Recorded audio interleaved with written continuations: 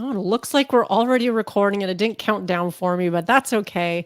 Hello, everyone, listeners of Bite Me, the show about edibles. I'm really excited to be joined today by Belle, Cherry Blossom Belle, as she's known as online. And I was just hoping you could start out by telling us a little bit about yourself, Belle, and saying hello to everyone listening through Bite Me.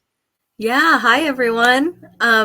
So my name is Cherry Blossom Belle, and where do I even begin? I grew up overseas. I came to the United States when I was 20 years old, or I should say I came back. I was born here in the United States, but I'm a military kid, so I left when I was really young, and I came back when I was 20 years old. Um, but my brother at the time, Leo, he was already up in Mendocino. He had just got out of the military, messed him up a little bit. So he found solace. He went to seek a little peace with, growing cannabis up here in Mendocino. And then he invited me to a High Times Cup. I didn't hear from him or see from no one heard anything. He was just gone. He was gone in the mountains. And he came down one time and invited me and my oldest brother to come see him at the High Times Cup. He had just won some award, and that award was actually the Emerald Cup. He won the breeder cup for his Black Lime Reserve at the time, and that's actually where he met Frenchy. And Frenchy became his official hash maker. And Ah, that High Times Cup is where I met Frenchy, because him and Frenchy had a booth at that High Times Cup, the aficionado booth. And, here I am coming from a country where you pretty much get hung for cannabis. And I was a big fan of cannabis. So, of course, coming to this High Times Cup was like, unheard of. This is something that you only dream of in a country that I come from. And so walking into this High Times Cup, people were throwing joints, and like there were so many it was the days of all the free samples ever, always just so many free samples and dabs and hash and bong rips. People had bongs on the table so you can smoke their flower. And this was during like that heady culture time, like a lot of heady glass, a lot of the goo and like the goo art and like that that period. And but Leo, when I came up to his booth, he had presented it like fine wine or like cannabis, like fine wine or cigars. He had his menus, he had a jewelry case, he had an oriental carpet and two leather chairs. It was like, oh, cool. wow, so beyond his time. And there was Frenchie smoking people out with his 3-hole bowl, looking in his silk shirt, just looking like fantastic. And that's where I got my first hit of hash. And long story short, I ended up joining my brother because, you can't walk away from this guy had 20-foot by 8-foot plants, like, or 6 feet. I would say they're about 6 feet by like about almost 20 feet. I would say like maybe It's a 17 grower's feet. dream. Yeah. Yeah. And I Yeah. was like, oh, I'm here. I'm ready. So I became a farmhand, and that's where Frenchie offered me to be his apprentice, because he had this beautiful vision of the hash being made by the family, with the genetics bred by the family, grown by the family, processed by the family. Still rings true to this day for ultimate quality. People who can have the ability to achieve that, it's quite a feat. So Frenchie wasn't wrong. So yeah, I moved in with him and his wife, and I traveled with them, and taught workshops, and we produced hash on the market, and under the Frenchy Cannoli brand officially. So I produced the hash for the Frenchy Cannoli brand with Frenchy alongside him. And then present day, now I'm the lead hash maker and director of manufacturing at Heritage Hash Co. And we are a micro business. So we are a retail location, but we're also the world's first public cannabis hashery. So you can see the hash being made behind our window from our retail area. So we'll do the wave and everything, just, hey there, you know. That's And we're pretty also awesome. yeah, we're also open consumption too. So for anyone coming up to the Redwoods, or you know, we're 2 hours north of San Francisco, and anyone coming to the Emerald Triangle, we're basically in the gateway of the Emerald Triangle, and we have the nicest bathrooms on the 101. So That's probably a huge draw, let yeah, alone all you the can smoke, fantastic have your cash lunch, have a nice and the tourism. bathroom, Yeah, yeah. I some mean, weed. that's important. That's an Yeah. important draw, but it sounds like it was all happenstance, like, just the way that you and your brother and Frenchie all came together, like, this sounds like it was totally meant to be. And you Yes. mentioned your brother's display at this Emerald Cup and how ahead of his time he was, because I know Frenchie really tried to instill a lot of that. Like, I took the Gangier program, and they're really about sort of elevating the whole experience and appreciating fine cannabis and, comparing it to wine and cigar industries. So that's really cool that that all worked out that way. And you mentioned that you're a military kid, so you must have moved around quite a bit. I Yeah, understand that you lived in Japan for 10 years. I And did. Yeah. how did that shape your perspective of cannabis? Because I imagine that was one of the places where cannabis was very illegal. Oh my gosh. Yeah. I mean, um, so I would say, like, cannabis in Japan and where I lived, like most of the countries that I lived, was just highly illegal.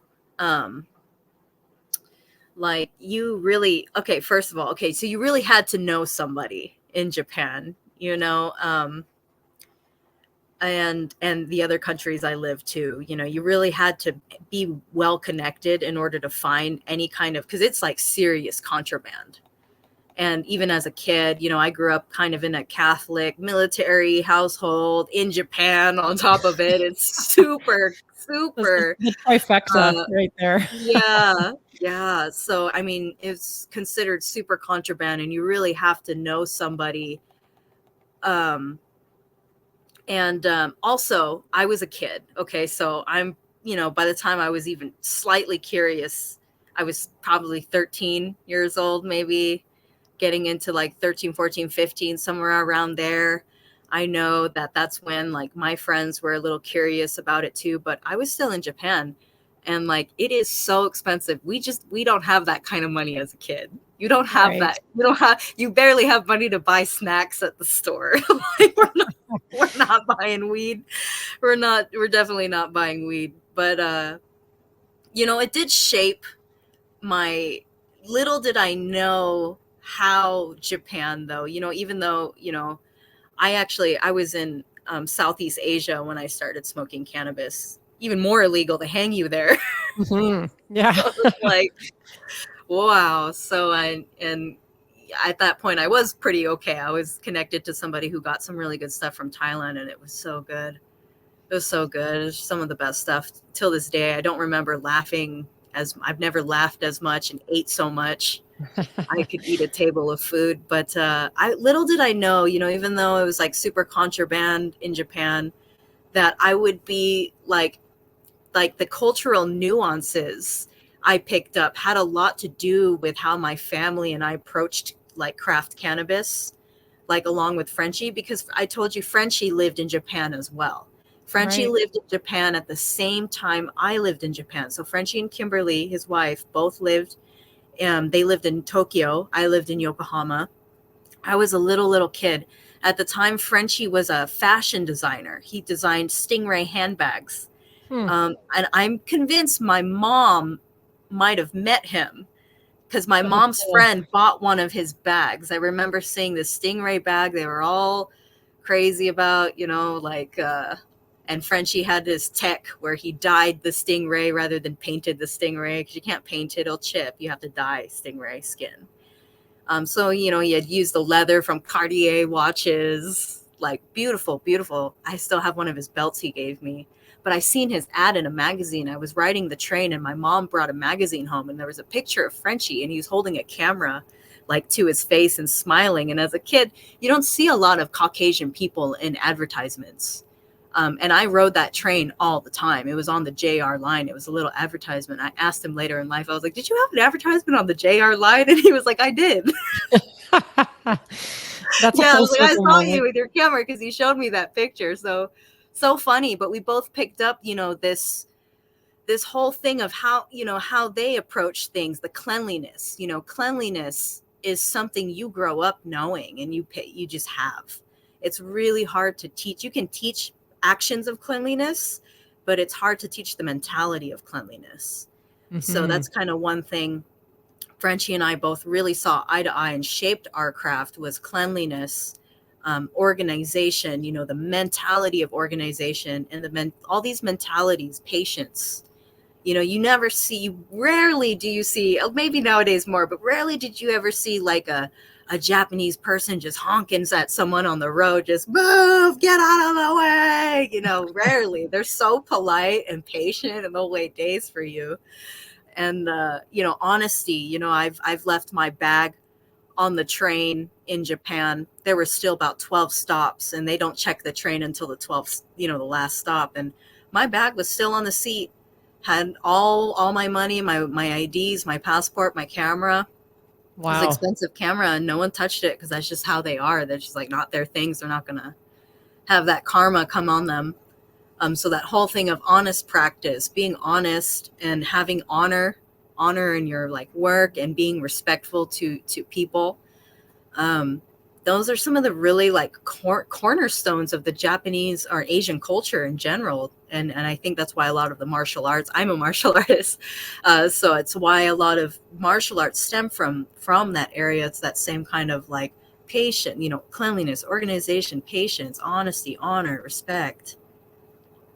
So you were able to bring all of that into your work in the cannabis scene as well, because I guess they also have a Yes. lot of ritual. I think of like tea ceremonies, because I Yeah. understand some of those can be incredibly complicated and beautiful, and then that would lend itself well to the ritual of enjoying cannabis or your hash or whatever the case might be. But I Yeah. also understand, speaking of tea ceremonies, this is, I'm trying to make a connection here, but you also have a culinary background. And Yes. I think it was Kimberly that told me that Frenchy had one as well, or just that even in French culture, they seem to have a better understanding of palate from a younger age. But can you talk about your culinary background and how this influences your work? Yeah, of course. So Frenchie and I both worked in the restaurant industry, obviously not together, Yeah. different points. He worked kind of in the Berkeley area at a restaurant for a while and Berkeley, California. And I worked in Southeast Asia in a restaurant.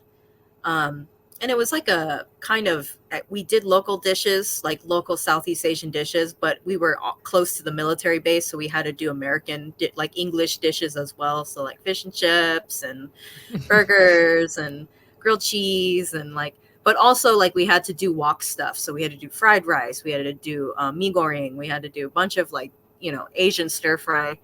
Um, but that culinary, like, where we vibed was Frenchie when he asked me to be his apprentice or asked if I was interested to be his apprentice. He asked me when I was on my brother's farm. The first thing he asked me was to come to his workshop. So I went to his workshop in San Francisco, started just where everyone else normally starts. Like I always tell people that when they come to my class, I started right where they were.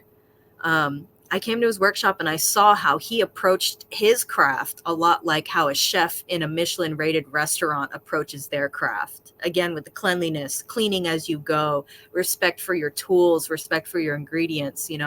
Frenchie had a deep understanding of his technique, his timing, and his ingredients.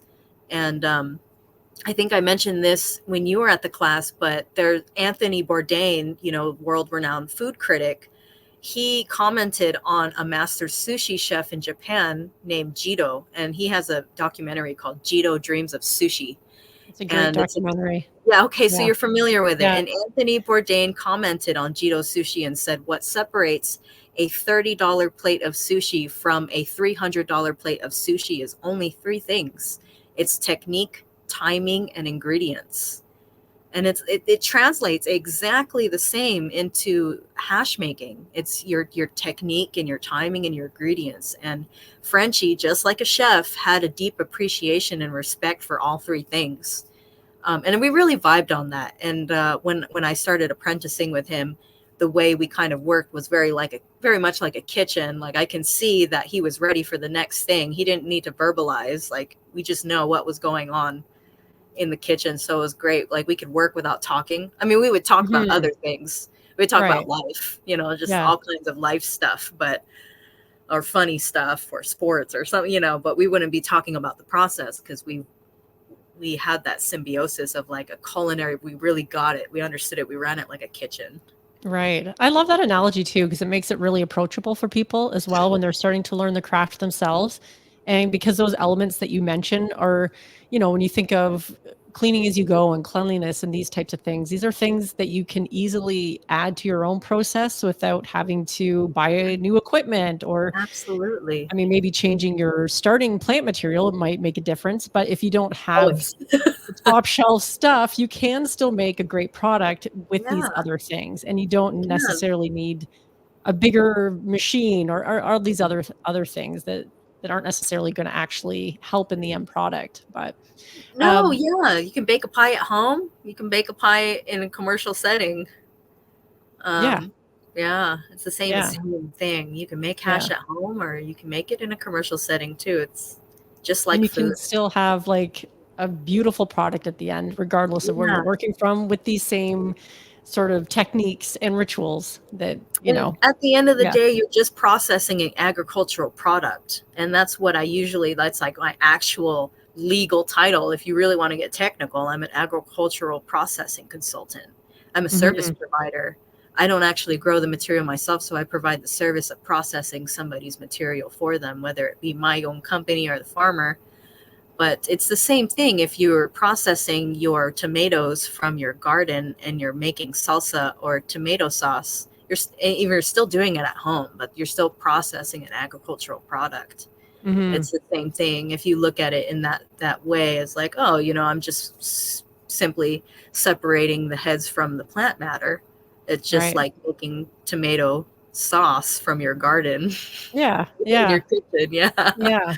So you learned your craft through Frenchy, and I mean, what better teacher there was, I don't know. I don't think there is one, but I really get the sense that Frenchy wanted to empower people and be really Yeah. inclusive with his knowledge because you don't have to attend a workshop to learn everything. You could just go on No. YouTube and look it up in your preferred language, probably. What do you think gave Frenchy such a progressive mindset, and how do you find yourself continuing that legacy in your work now? So I think what gave Frenchie a progressive mindset, unfortunately, to start was he had a hard childhood. Mm, Um, and in the nature of, and I am not saying anything towards anybody who has any religious affiliation. I'm just stating like Frenchie's experience as a child. He went to Catholic school, where they were far from nurturing. Let's just say they were far from nurturing and believed heavily in corporal punishment. right. And that's very French, unfortunately. And this is a light example of the trauma this man went through. But the common slapping the kids on the hands with the ruler on, they put their hands on the desk and slap it with the stick or the ruler. Corporal punishment like that, um, really pushed. They would think they're trying to scare them into a belief, but push actually did quite the opposite and pushed this man far, far, far, far away, so far into the mountains of Nepal. Right. Like that's how far that man went. He left. He went the hippie route. And that's the whole thing is he just went diving. He worked at Club Med. Club Med is a big club in like a resort in the Mediterranean. So he worked at Club Med for a while, and then he raved on the beaches of Goa. And when you live that life and you travel through countries like that, you really realize like you really see the world. You really understand like people and happiness and like being humble and humility and really like accepting everybody. You really have to, especially if you're traveling in their country. He traveled through India up into Nepal. He traveled some places in the Middle East, and those are no areas where anyone should ever kind of like, you have to be loving and accepting of the people who are feeding you and helping you get from point A to point B. Mhm. That's all Frenchy had, was the people who got him to point A to point B on his journey, which were the locals, and you learn to love them and love their life and who they are, and you see that in your world. So um, Frenchy never liked things that only certain classes of people or only certain types of people can participate in. Like, and a lot is like, again, maybe that stems from the Catholic Church a little bit, of like, you have to be Catholic to participate in this kind of thing, or what parish do you come from kind of thing, or if you don't come from a parish, it's like not Catholic, you know. Right. Yeah. Yeah, it's Yeah. like, oh God, so intense. But like, so I think it stems from that a little bit, but he never liked things that excluded people. He wanted everybody to be included, and he understood um the basic, like, this plant belongs to everyone. It's a plant. Everyone is entitled to knowledge, and it's kind of like how we evolve as humans.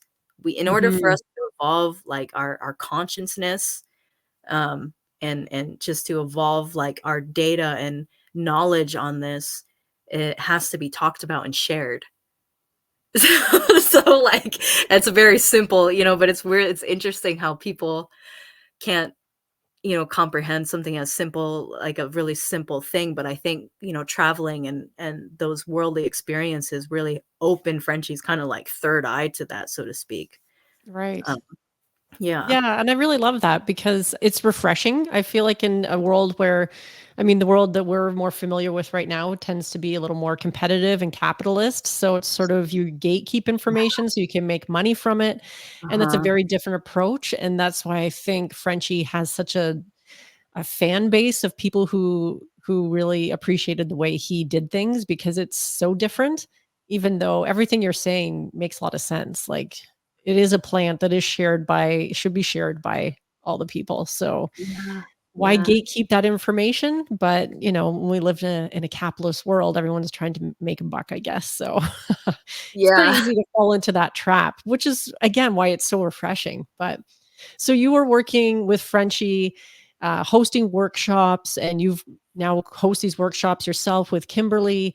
Um, and have you found, like, were there any challenges that you had to confront while working in this cannabis industry?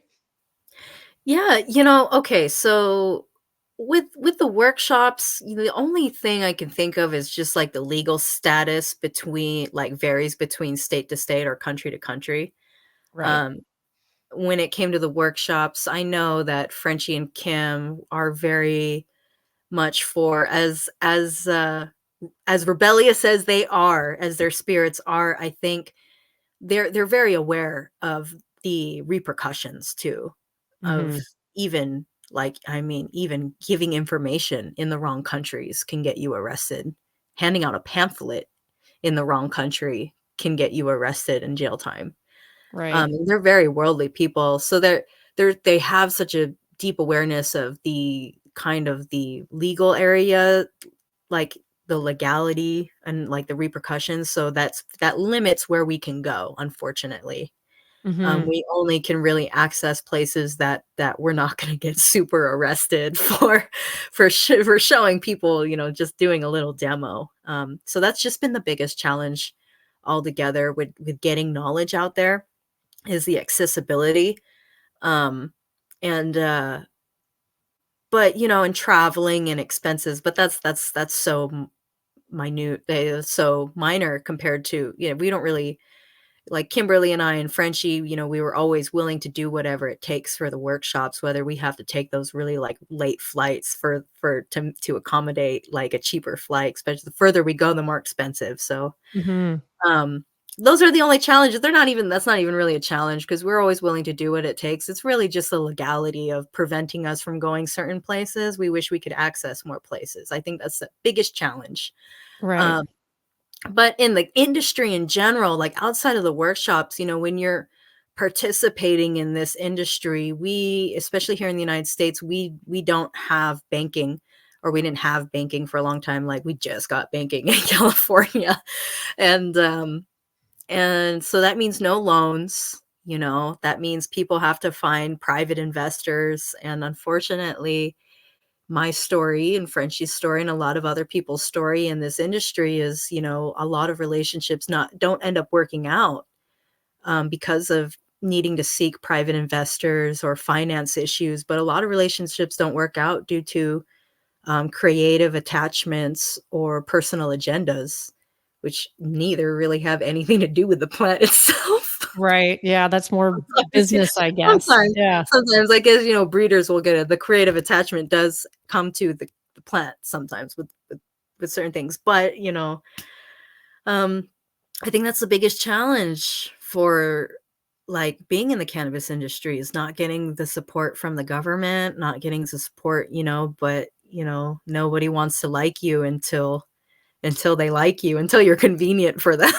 Right. Yeah, and then you have to put in all that hard work, and then maybe they'll consider it. Because And the it's remarkable to taxes. me that, I mean, how long has California been legal for recreationally, and you're just getting, like, banking now. Yeah. That's pretty crazy, Yeah, and a yeah, long time I coming. know. It's like Yeah, they're tolerating us like we're still the delinquent bad children, but they're tolerating us because we make money. But, right, they're like, "Because you're bad, we're gonna make you pay us even more." right. It Which doesn't make any doesn't make sense because they're also, like, California's big in the wine industry, and Yeah. that seems to be There's okay, a lot of but, Yeah, I there's mean, a lot of lobbying. There's a lot of yeah. Like I said, there's a lot of personal agendas. There's a lot of lobbying, and unfortunately, California's government isn't ran the best. Like a lot of people's government, everyone has. I'm preaching to the choir. There's a lot of people out there who don't agree with their leadership, but it comes down to mismanagement of funds, too. Mismanagement of my taxes. Mhm. I think in my neighborhood, I just saw a whole new fleet of police cars. I was livid. I was livid. I was like, you guys just got new cars like 5 years ago, and those Oh, aren't like wow. the base price for those Fords. The base price for that type of Ford is $75,000. They got a fleet of maybe 6 to 10 of those cars in the two towns, these nice fancy black and blue police cars. I was like, "That's my money." I Right. was like, "That Yeah. all my money goes to that." I was like, "You don't need a new police car, dude. What we need is, like, home ec. What we need is wood shop and auto shop and Yeah. and Like, food for kids in the skills. That's, school." Yeah, teaching like, basic skills and stuff. Yeah. I was Yeah, it's like, always interesting to see how politicians decide to manage the money because "Yeah, yeah, whole fleet of new cars. It's, in my mind, hard to justify that case, but they must have in managed to do something, Mendocino." but the I'm like, personal agendas too. "What Yeah. do you need a new armed squad car in Mendocino, dude? We're in the redwoods." Right. Yeah, Come that's an even better on. point. In Mendocino, it's, Yeah, Oakland, yeah, maybe. Okay, Oakland is a little scary sometimes, not gonna lie, Oakland, yeah, okay, but, Mendocino, you don't need to know a whole new fleet of squad cars, come on now, yeah. and then but we still have problems in our school. That's where Mhm. the issue is, like, if you told me the taxes that I were paying were going to the schools, I wouldn't question it. I wouldn't look twice. I'd be like, "Oh, that's dope. Okay, cool, like, fine." Like, it's going to something I truly believe in. I'm not mad that, almost $400 every check gets taken out. Yeah. Yeah, Like, nobody really likes that, that's for sure, but no, and to know that it's going to their squad cars, yeah, I was like, "Oh, that," like, it really, like, started a fire in me. I was like, "Man, I really gotta, like, start seeing, like, how we can really make a change here, because that's really I'm really not yeah. okay with that." Now I'm curious too, because you have been working, like, in the hash industry for quite some time. You've been doing the workshops, you've been traveling. Have you had to overcome any challenges when it comes to dealing with the fact that cannabis is still a pretty male-dominated industry? Yeah, yeah. I think that, I would be lying if I'd be lying if I didn't say people would assume, like, I was Frenchie's, assistant or his secretary, Mhm. but he would stand up for me each time and correct them and tell them, like, straight up, like, "Oh, she's not my assistant, she's my apprentice." And so, I've come to find that, yes, there can be actually sexism on both sides. Have awareness around that. I think statistically, us women, unfortunately, get kind of the heavier end of that. Mhm. Um, but it's not, I think guys have a really bad, I think us ladies have to actually give a little bit more love to the guys in the cannabis industry, believe it or not, because like there are a lot more, I've noticed a lot more recognition and love and respect to women who are killing it from men in the industry. More and more. Um, and so I think that it's also, they might feel a little of that sexism too, of like, not like they're not all sexist jerks, and loving girls in bikinis smoking bong rips at the camera. It's like not all of them are like that. And I guess it's like like I said, I've told you this, but it's like who I choose to the men I choose to surround myself with as well are Mhm. in this world. It's they're loving, they're kind, they're respectful. Frenchie is a great example. Frenchie was so loving, kind, respectful, honest. Of course, my partner Cody, my lab, my friend, my really good friend Richard, who runs the lab with me, one of the most respectful human beings ever. So I surround myself with really good, respectful people. But then it gets complicated because sometimes women don't set it up easy for success, because sometimes there's this expectation that we put on ourselves of like we have to be in a bikini or damn near naked blowing smoke at the camera in order to find validation, love, respect, more so. And it's a fine line because there's self-expression, which, like, who's the judge? Like, if that makes someone feel Mhm. good and that's how they wanna express themselves, I'm not one to be like, "You can't express yourself," but Yeah, yeah. so if that's, like, really, but then it sets kind of like, unknowing, I think, without knowing or being super conscious of it, these girls also set a false expectation for, especially if they're super popular, they set a false expectation of what us women kinda have to amount to. And sometimes men kind of might feel like, "Oh, like, that's kind of a woman they should probably aim to have at the Right. same time," and it's like, so there's a lot of kind of, like, complications with that, but who's to say,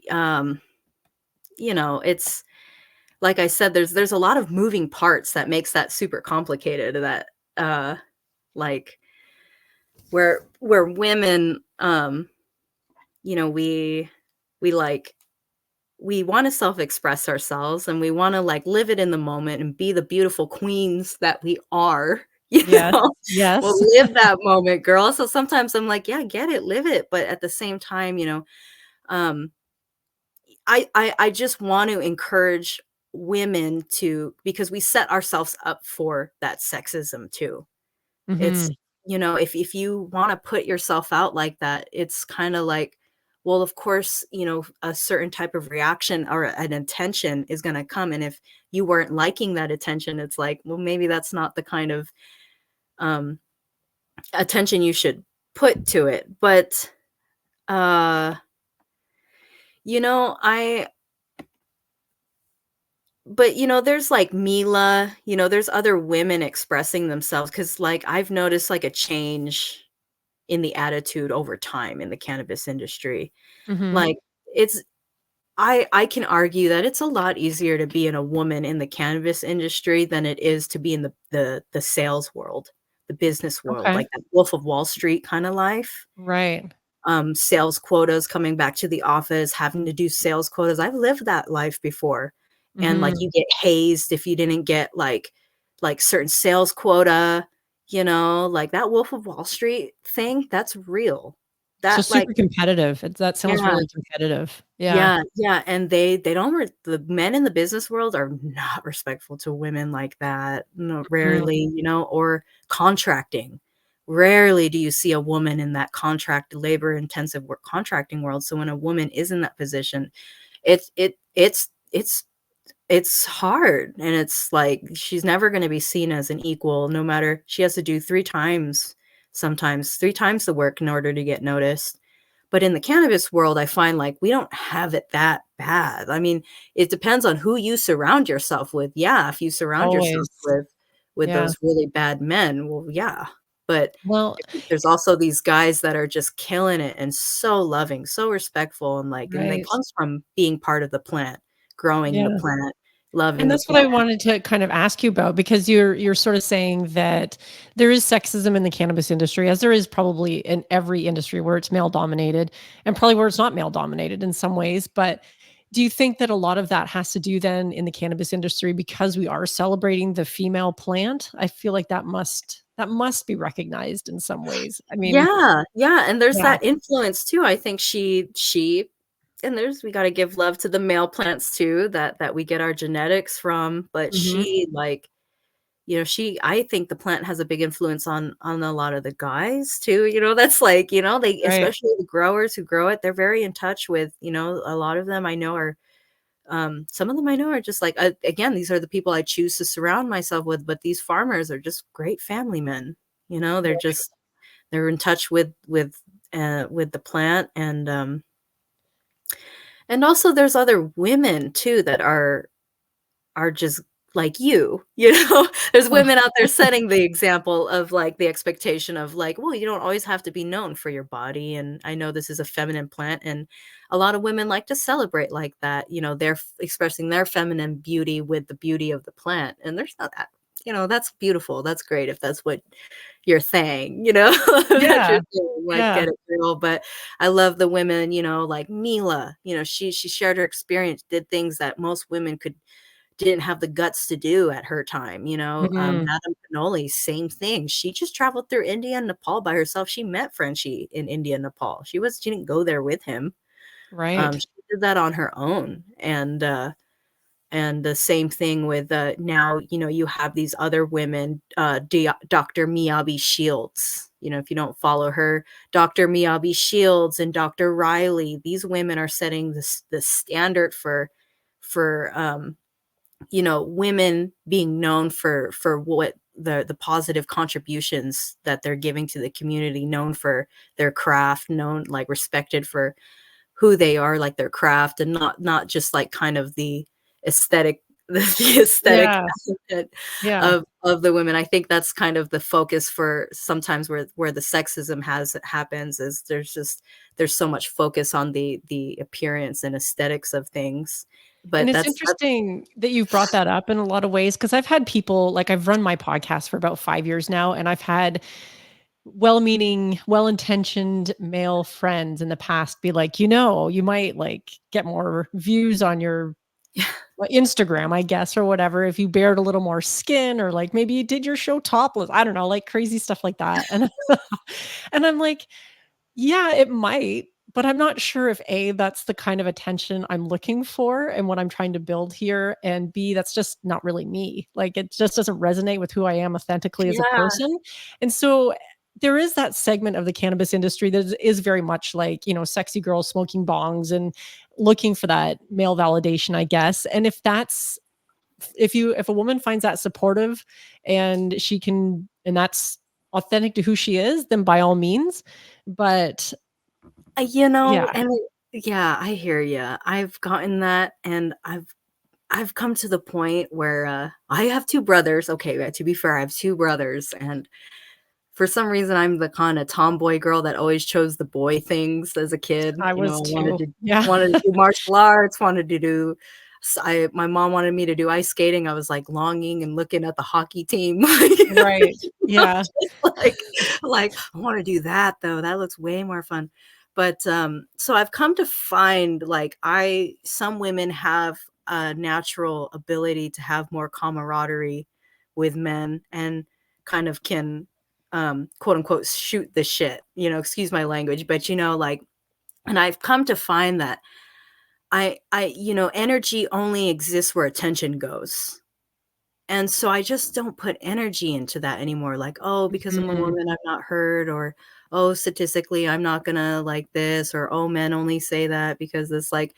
lately, you know, like I sometimes I just fire it back at them, and you realize that now is the time. Women can we can say what we want. You know, we worked really hard to vote, and you know, like things are changing and we can stand our Yes. ground. So that's all it really takes, is not being like not subjecting to like all these statistics. It takes changing the statistics, but it takes kind of being tough, and you want to be equal to a man. It's like, well, I come at them equal. It's the same thing in martial arts. Like they're going to hit you as hard as you hit them. Mhm.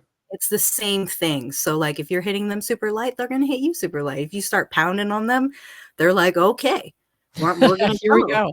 Yeah, Yeah. and it's the same thing in the world. So like, you know, I've told, you know, people are like, you know, you should show a little more skin. You know, I've gotten that too. And I'm just like, well, you know, you could start getting some abs too, you know, and showing your Right. abs. How Yeah, and they're see, like, I "Oh, don't wait see a no abs second. under those I that don't wanna shirt. be that guy that's shirtless with I'm my like, fresh might boost your harvest or whatever." followers. Yeah. Yeah, Yeah. it does go both ways in a lot of respects, and I love that you mention, sort of talking I guess not talking back, but, like, I heard this term recently called microfeminisms, and it's sort of just this idea of just little things you can do to sort of exert your power, I suppose, when you're out in the world, because there's a lot of the times where women are expected to be small and act small and not speak and let themselves be interrupted. And I've really myself been trying to just take up space because I am Yeah, a no, yeah, I'm a woman and I have just as much reason to be here as anybody else. And it's been kind of fun exactly. actually. So um, because I'm not doing anything like that's gonna hurt somebody else, but if I'm sitting on No. the train, I'm not gonna be all small, I'm gonna man spread right next to the next guy. Yeah, exactly. It's So, like, "Excuse yeah, me," you know? yeah, Yeah, yeah. but and it comes to, like, not I again, I'm not condoning sexist behavior, I'm not condoning bullying. I'm Mhm, just condoning, like, you see how or I'm trying to express, like, you see how a dog plays with another dog. It looks like they're fighting. It like, when dogs are playing, you see I have pit bulls, so, you know, when you see them fight, it's just like, "Oh," or they're not fighting, but they're playing, and they're just mhm, playing, and you're like, "Oh my god, you guys are playing? Like, that sounds intense."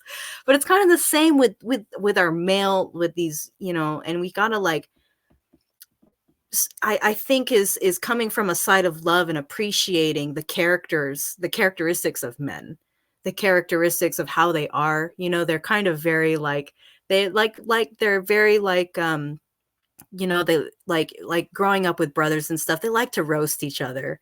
You know, mhm. they don't have that emotion. They don't take things so personal. Sometimes they do. I'm not speaking all men's because there's such a vast array of different kind of men and like it's not just to say like oh men are so primal and you know Yeah, but you know growing up with brothers and me personally just being surrounded by men my whole life I just know they like to roast each other and they joke around they're not so as emotional as us and it's harder for them to kind of come from a side of love one because it's you know we're kind of the more nurturing women are naturally more nurturing we're more emotional so like it's harder for them to see like oh like you know, the women are they can, some guys can, they see us like the nurturing spirit, we're the feminine, like the loving, and we do and so there are some men that are really good at communicating with women, being like nurturing in the way they talk and like thoughtful in their responses and understanding. But sometimes I feel like us women kind of have to meet them halfway too. You know, we kind of mhm. have to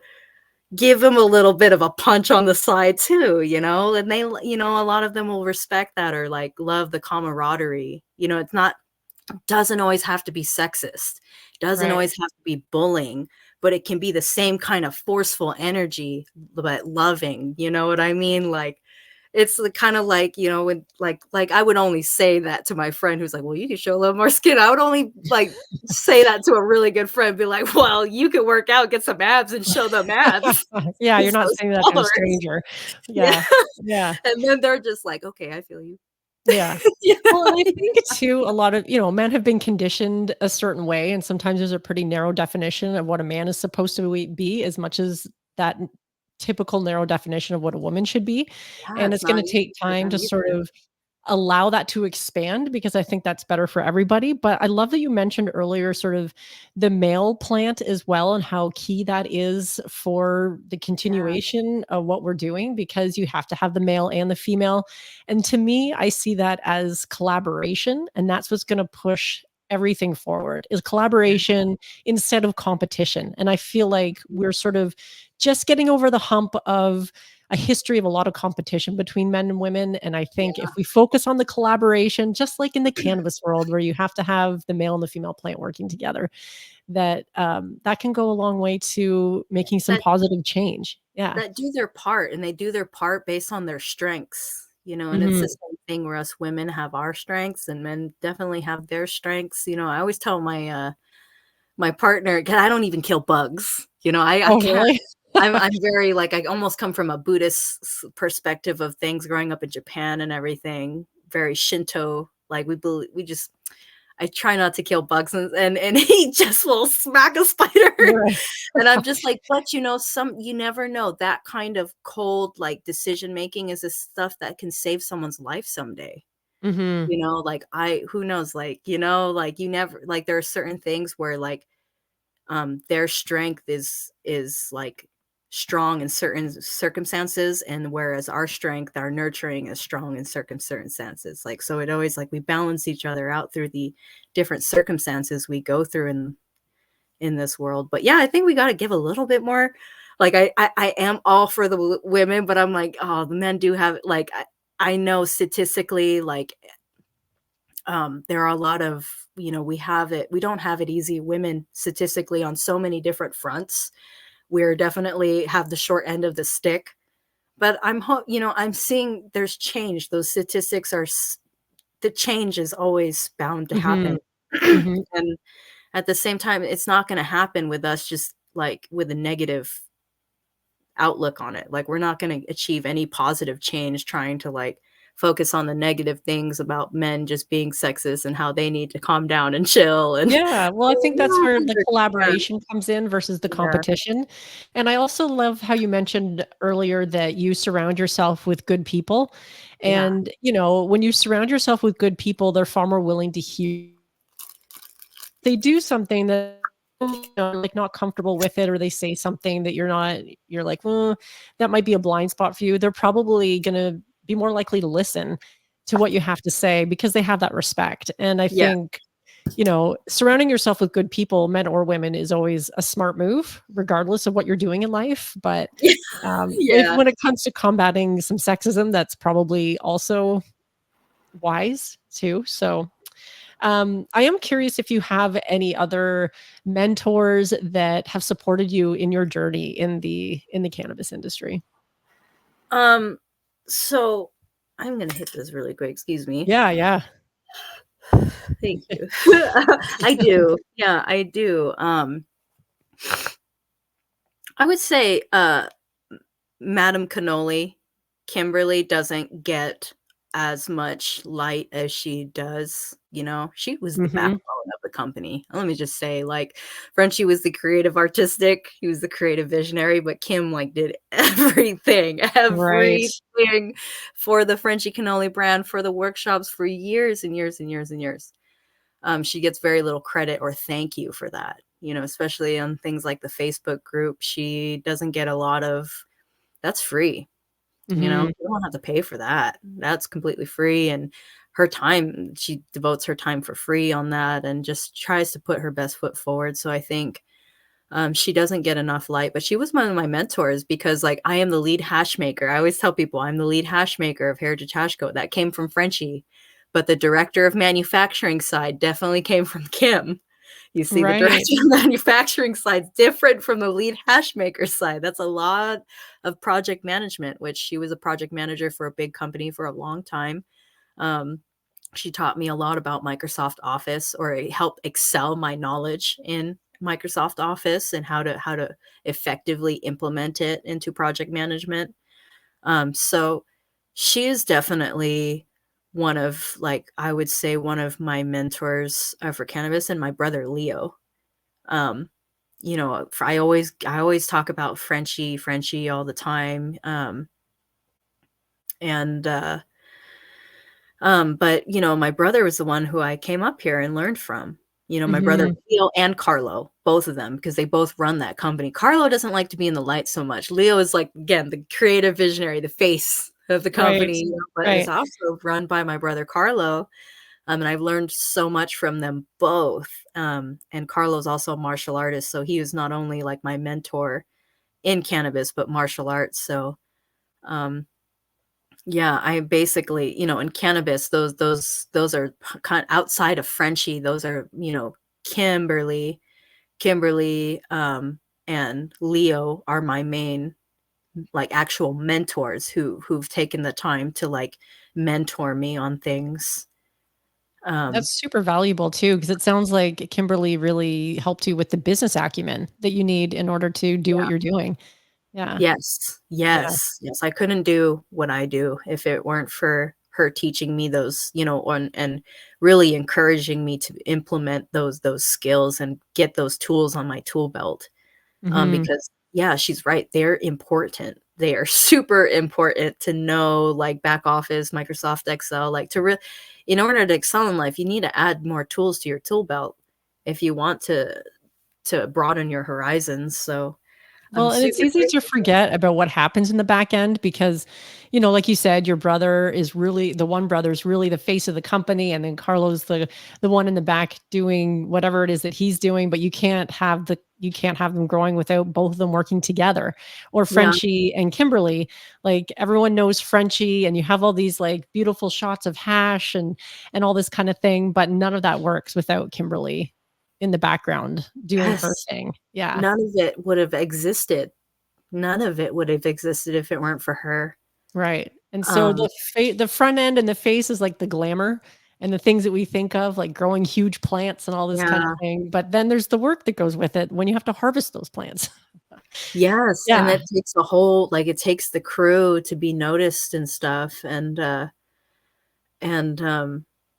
yeah, and I've actually, come to find that, I've learned a lot from my CEO of my company too, His name's Kyle Greenall. He started Heritage Hashco.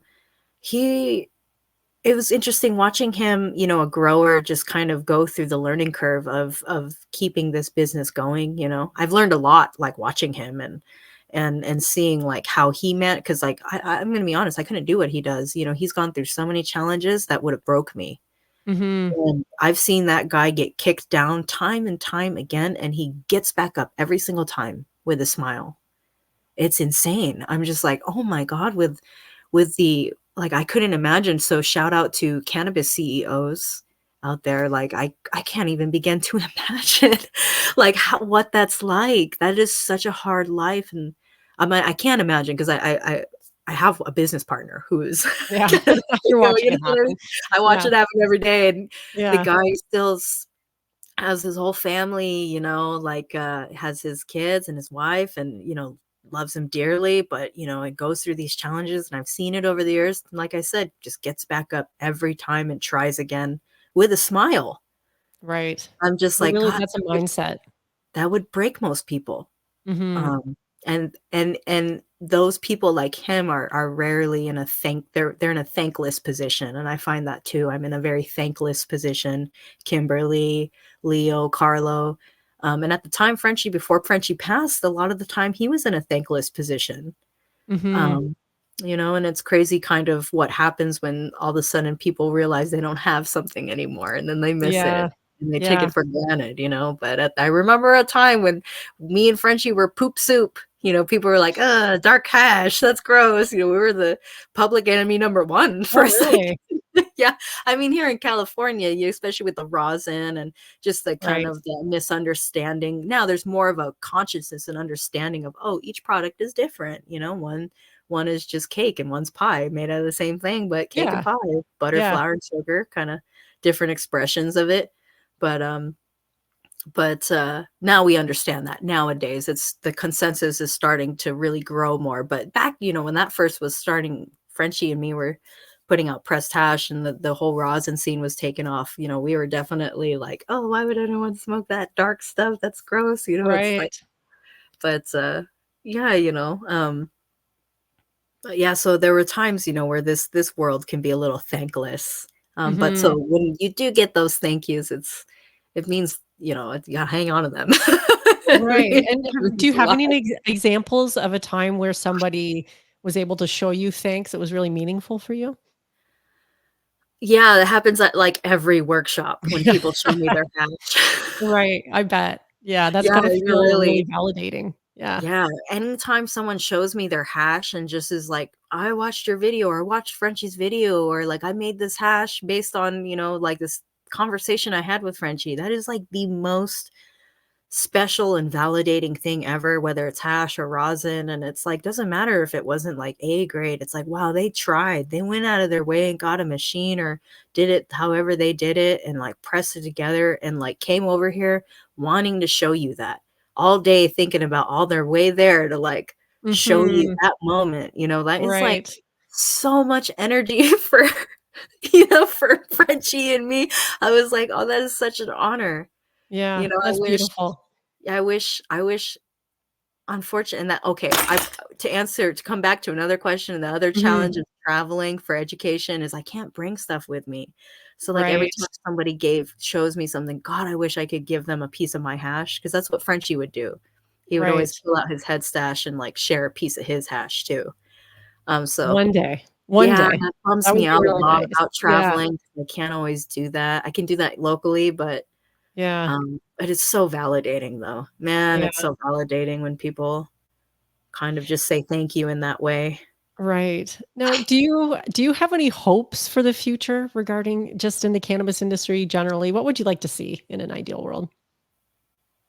I would like to see people kind of, just chill out on the competitiveness a little bit and the hate and I would like a more of a focus on the bigger picture because where this is going, to be real, like, there's 2 ways this can go. We can go the capitalist way, and we're gonna really screw ourselves, but we can go the knowledge and education route and devote a little bit more time to being open source and knowledge and kind of figuring out, you know, how to set this up better for the future is where we should be putting our focus and energy.